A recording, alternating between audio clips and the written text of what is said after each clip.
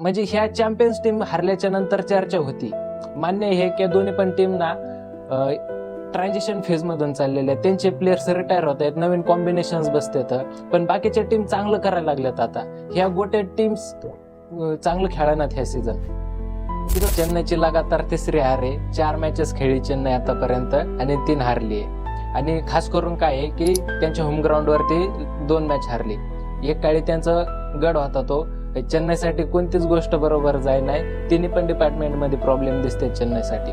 बॉलिंगमध्ये पण प्रॉब्लेम, फिल्डिंगमध्ये पण प्रॉब्लेम, बॅटिंगमध्ये तर खूपच सिरियस इश्यू आहे. आणि खास करून कॅप्टन्सी पण ह्या मॅचमध्ये काही चांगली झाली नाही. वर्ल्ड क्लास प्लेअर आहेत चेन्नईकडे, 3 स्पिनर आहेत वर्ल्ड क्लास, त्याच्यातले तुम्ही 5 ओव्हर ठेवले आता. म्हणजे captaincy up to the mark नव्हती, फिल्डिंग पण नव्हती ह्या मॅचमध्ये चांगली, आणि बॅटिंगमध्ये तर खूपच सिरियस इश्यू आहे. चेन्नई खूपच म्हणजे टॉप 3 वर डिपेंडंट आहे. टॉप 3 मध्ये रन नाही आले तर मिडल ऑर्डर फुल फेल जाते. आणि मिडल ऑर्डर मध्ये पण इंटेंट दिसला नाही. आज ह्या मॅच मध्ये पण 5 विकेट गेल्या चेन्नईच्या, तरी पण इंटेंट दिसला नाही मॅच जिंकायचा.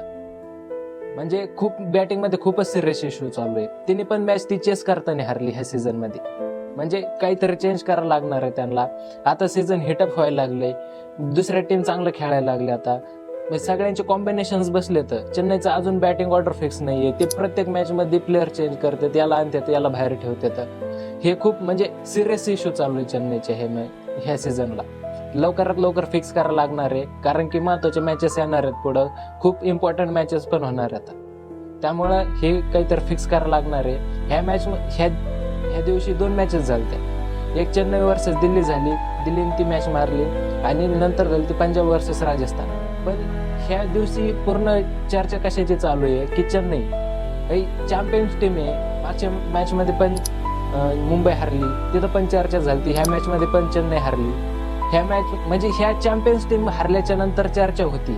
मान्य आहे की दोन्ही पण टीम ना ट्रान्झिशन फेज मधून चाललेले आहेत, त्यांचे प्लेयर्स रिटायर होत आहेत, नवीन कॉम्बिनेशन्स बसतात, पण बाकीच्या टीम चांगलं करायला लागल्यात. आता ह्या गोटे टीम्स चांगलं खेळणार ह्या सीझन.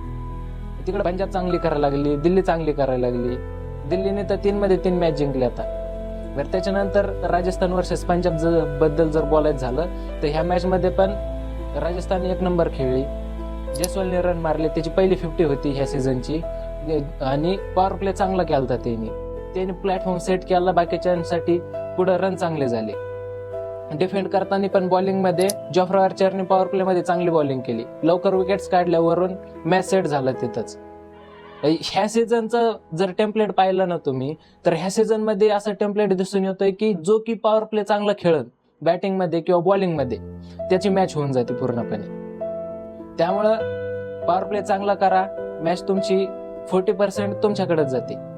त्यामुळे पॉवर प्ले चांगला झाला पाहिजे. आणि हो पॉवर प्ले मुंबईसाठी पण चांगला नाही झाला मागच्या मॅच मध्ये, आणि चेन्नईसाठी पण चांगला नाही झाला, आणि खास नंतर पंजाबसाठी पण चांगला पॉवर प्ले नाही झाला. त्यामुळं चेन्नईला चांगलं करायला लागणार आहे. त्यांना खूप सारे इश्यू आहेत वेगवेगळ्या डिपार्टमेंटमध्ये, त्यांना सॉल्व्ह करायला लागणार आहेत. मुंबईला पण सॉल्व्ह करायला लागणार आहेत. ह्या गोटे टीम्सनी असं खेळल्याच्या नंतर फॅनला दुःख होतच. 5-5 टाइमचे चॅम्पियन्स आहेत हे, त्यासाठी फील होतं त्यांच्यासाठी. बरं जाऊ द्या, दिल्ली चांगली खेळली, थम्सअप. राजस्थान चांगली खेळली, ते पण मागची मॅच पण जिंकले, ही पण मॅच जिंकले, आणि ही मॅच तर पंजाबच्या होम ग्राउंडवर मध्ये जिंकले.